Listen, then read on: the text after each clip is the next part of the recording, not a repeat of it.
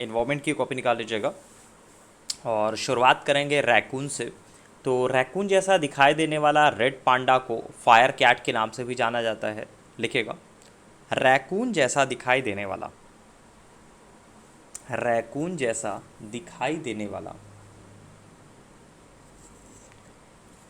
Raccoon जैसा दिखाई देने वाले रेड पांडा को फायर कैट के नाम से भी जाना जाता है। फायर कैट के नाम से भी जाना जाता है। नेक्स्ट है वेटलैंड्स इंटरनेशनल के बारे में बात करें तो वेटलैंड्स इंटरनेशनल एक सरकारी और एक गैर लाभकारी वैश्विक संगठन है जो आर्द्र भूमियों और उनके संसाधन को बनाए रखने तथा उन्हें पुनः स्थापित करने हेतु कार्यरत है। इसका मुख्यालय नीदरलैंड में स्थित है। लिखिएगा वेटलैंड इंटरनेशनल, वेटलैंड इंटरनेशनल,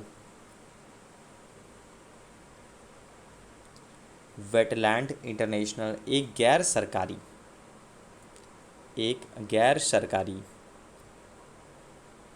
एक गैर सरकारी और गैर लाभकारी, और गैर लाभकारी वैश्विक संगठन है। वैश्विक संगठन है।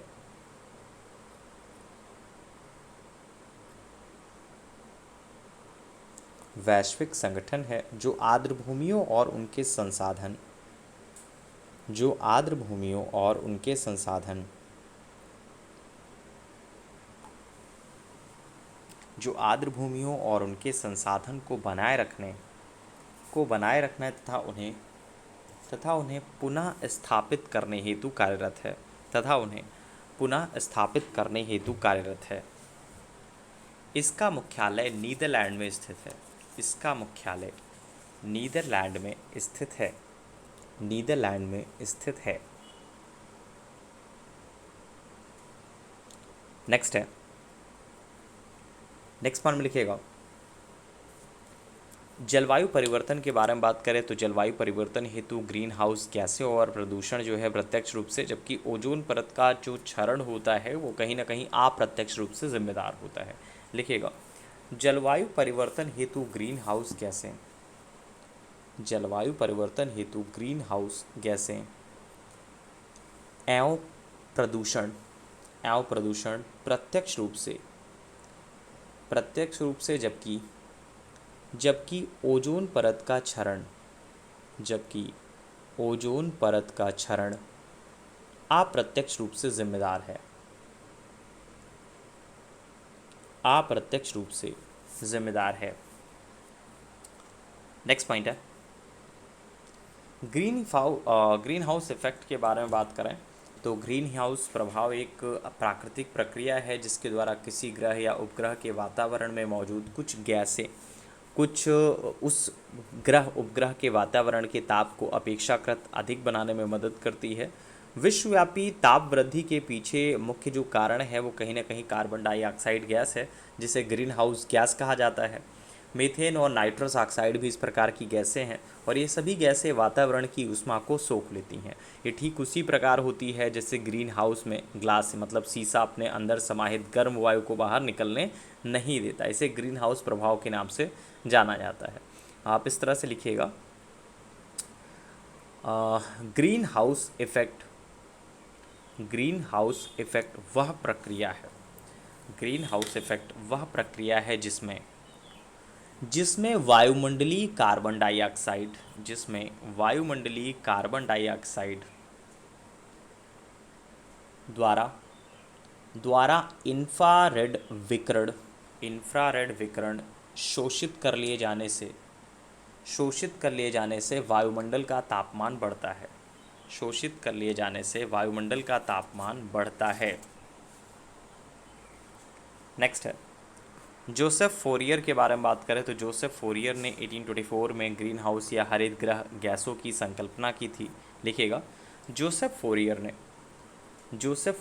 1824 में ग्रीन हाउस या हरित गृह गैसों की संकल्पना की थी, या हरित गृह गैसों की संकल्पना की थी।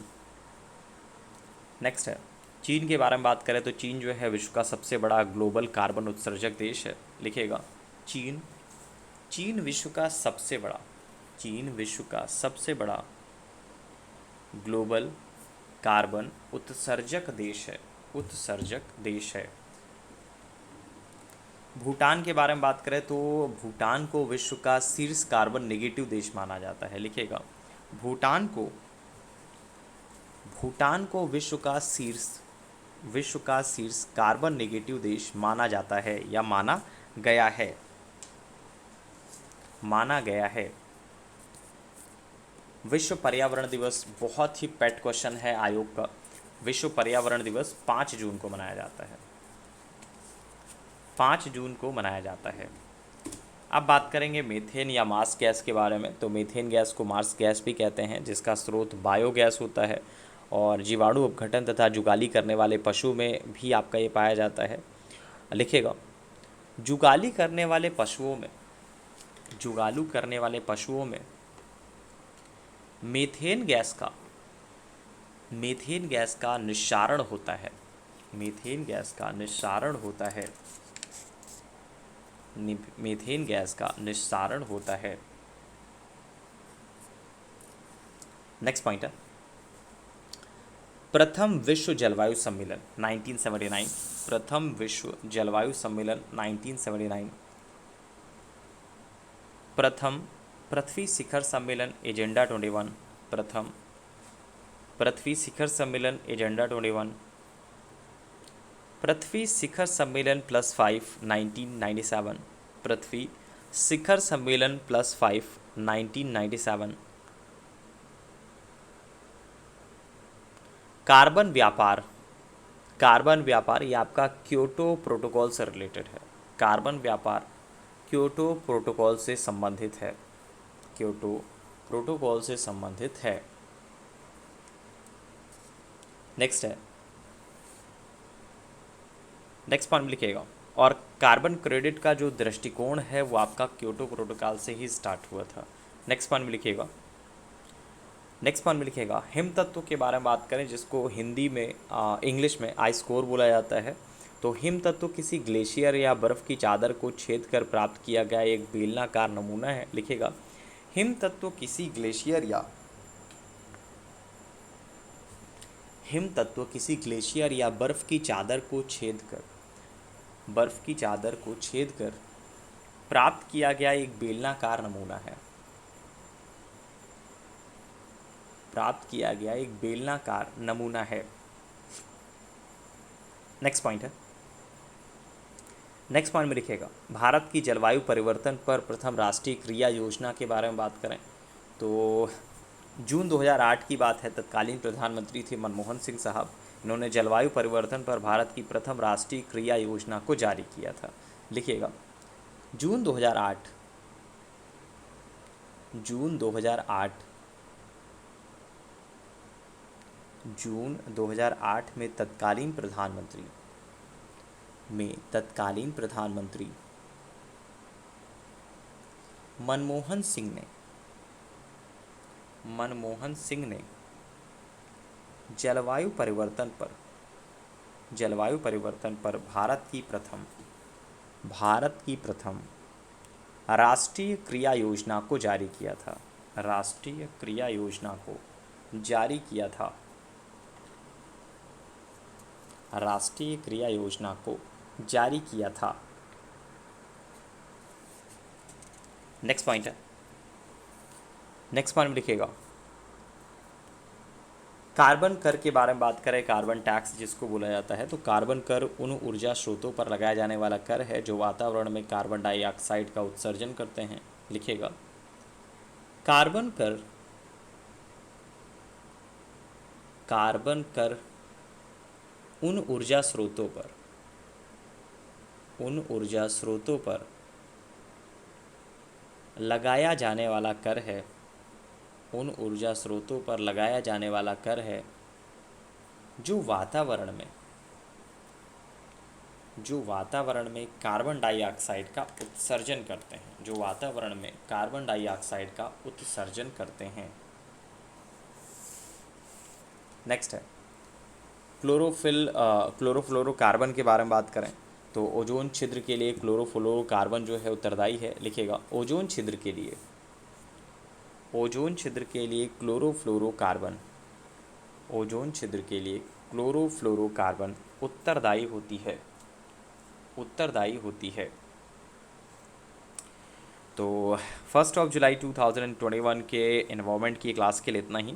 और ये क्लास जो है डेली 9 AM पे चलती है नेक्सस जीएस के यूट्यूब चैनल पर। आपको डेली कोई ना कोई क्लासेस ज़रूर मिलेंगी और सारी की सारी क्लासेस करंट ओरिएंटेड होती हैं, मतलब जो डाटा करंट ओरिएंटेड होता है आगामी एग्जामिनेशन के लिए, जो भी आपका नेक्स्ट एग्जामिनेशन हो उसके लिए, तो सारी की सारी चीज़ें इसमें अपग्रेडेड पढ़ाई जाती हैं। हर एक चीज़, जो भी सब्जेक्ट आपको पढ़ाया जाएगा, चाहे वो हिस्ट्री पढ़ाया जाए, चाहे वो ज्योग्राफी, चाहे वो पॉलिटी, चाहे वो साइंस, चाहे वो इन्वायरमेंट, और कोई भी सब्जेक्ट होता है वो करंट रिलेटेड डाटा से ही संबंधित होता है। और वो सारे टॉपिक कवर अप कराने की कोशिश की जाती है, जो परीक्षा के दृष्टिकोण से बहुत महत्वपूर्ण है और पूछा जा सकता है आपके एग्ज़ामिनेशन में। तो ये हमारा टेलीग्राम चैनल है और इसी वीडियो के डिस्क्रिप्शन बॉक्स में आपको टेलीग्राम ग्रुप का लिंक मिल जाएगा। और ये वीडियो अगर आप फेसबुक पे देख रहे हैं तो करना आपको सिर्फ इतना होगा सिंपल कि गूगल पर नेक्सस जीएस टेलीग्राम लिखिएगा और टेलीग्राम ग्रुप का लिंक आपको मिल जाएगा।